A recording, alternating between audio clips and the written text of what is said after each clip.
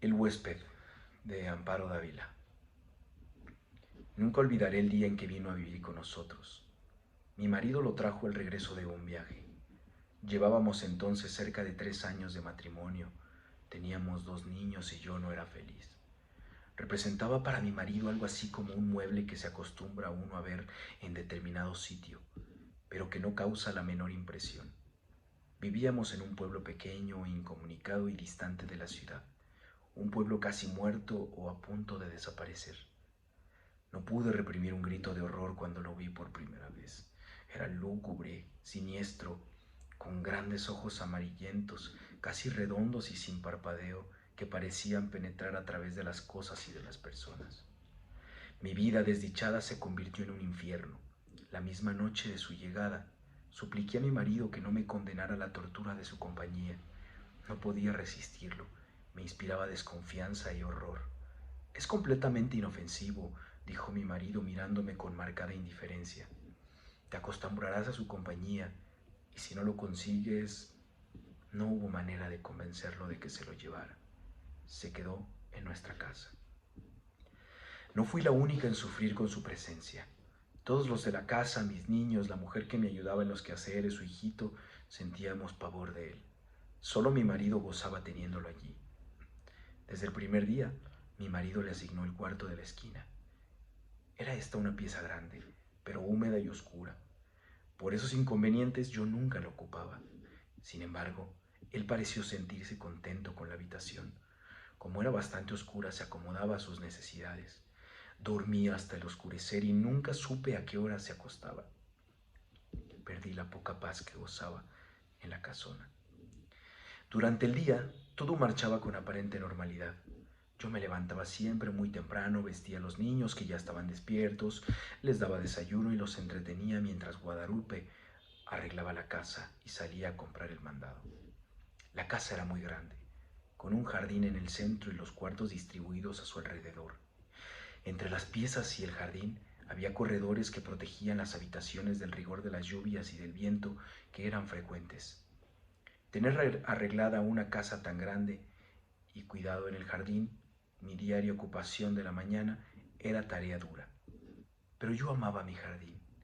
Los corredores estaban cubiertos por enredaderas que floreaban casi todo el año.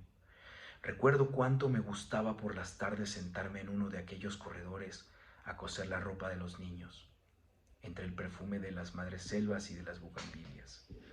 En el jardín cultivaba crisantemos, pensamientos, violetas de los Alpes, begonias, heliotropos.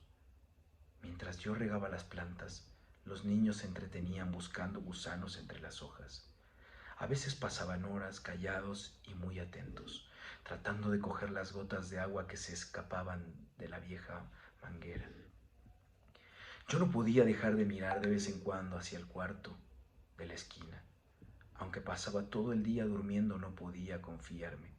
Hubo veces que, cuando estaba preparando la comida, veía de pronto su sombra proyectándose sobre la estufa de la leña. Lo sentía detrás de mí. Yo arrojaba al suelo lo que tenía en las manos y salía de la cocina corriendo y gritando como una loca.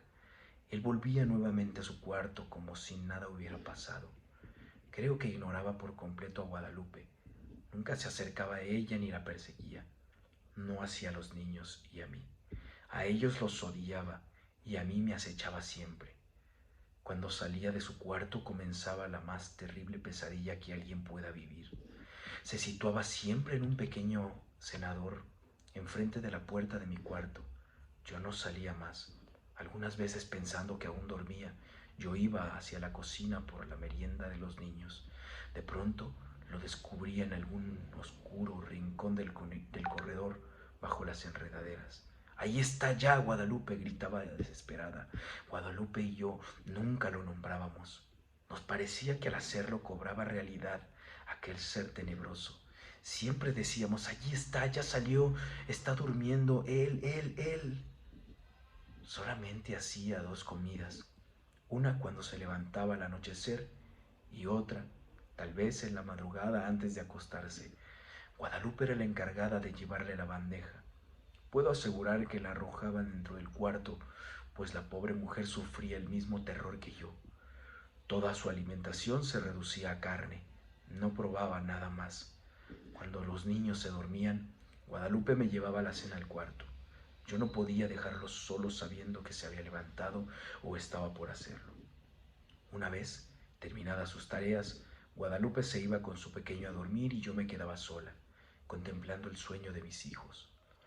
Como la puerta de mi cuarto quedaba siempre abierta, no me atrevía a acostarme, temiendo que en cualquier momento pudiera entrar y atacarnos.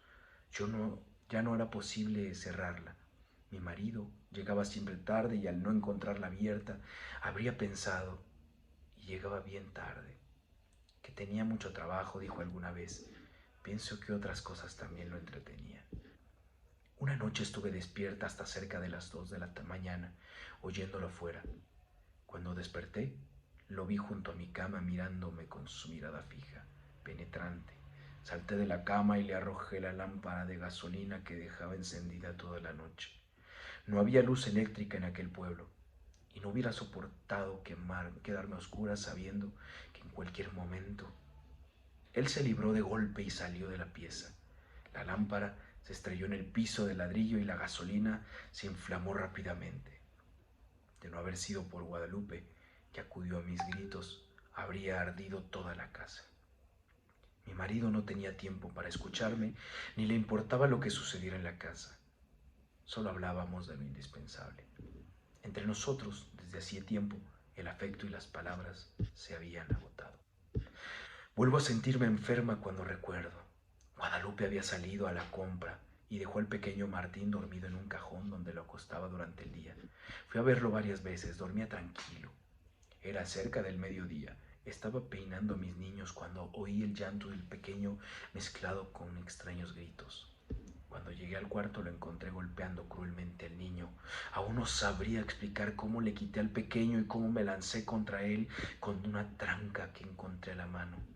Y lo ataqué con toda la furia contenida por tanto tiempo. No sé si llegué a causarle mucho daño, pues caí sin sentido.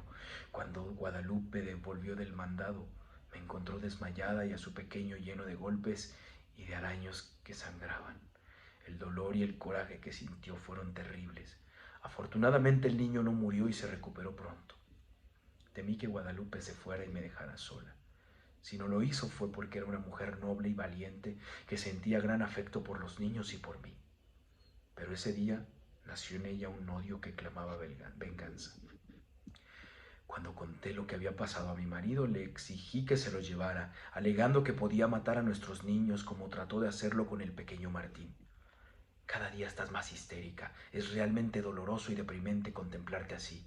Te he explicado 1000 veces que es un ser inofensivo.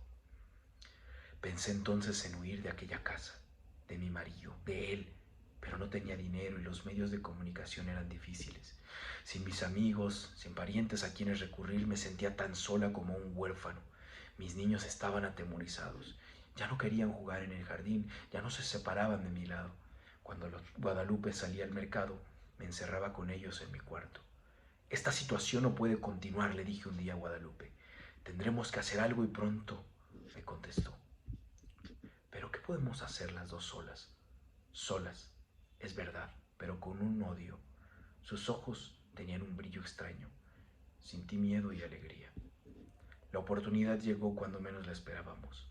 Mi marido partió para la gran ciudad a arreglar unos negocios. Tardaría en regresar, según me dijo, unos 20 días. No sé si él se enteró que mi marido se habría marchado, pero ese día despertó antes de lo acostumbrado y se situó frente a mi cuarto. Guadalupe y su niño durmieron en mi cuarto y por primera vez pude cerrar la puerta. Guadalupe y yo pasamos casi toda la noche haciendo planes. Los niños dormían tranquilamente.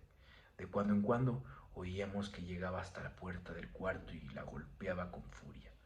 Al día siguiente dimos de desayunar a los 3 niños y para estar tranquilas y que no nos estorbaran en nuestros planes, los encerramos en mi cuarto. Guadalupe y yo teníamos muchas cosas por hacer y tanta prisa en realizarlas que no podíamos perder tiempo ni en comer. Guadalupe cortó varias tablas grandes y resistentes mientras yo buscaba martillo y clavos. Cuando todo estuvo listo, llegamos sin hacer ruido hasta el cuarto de la esquina.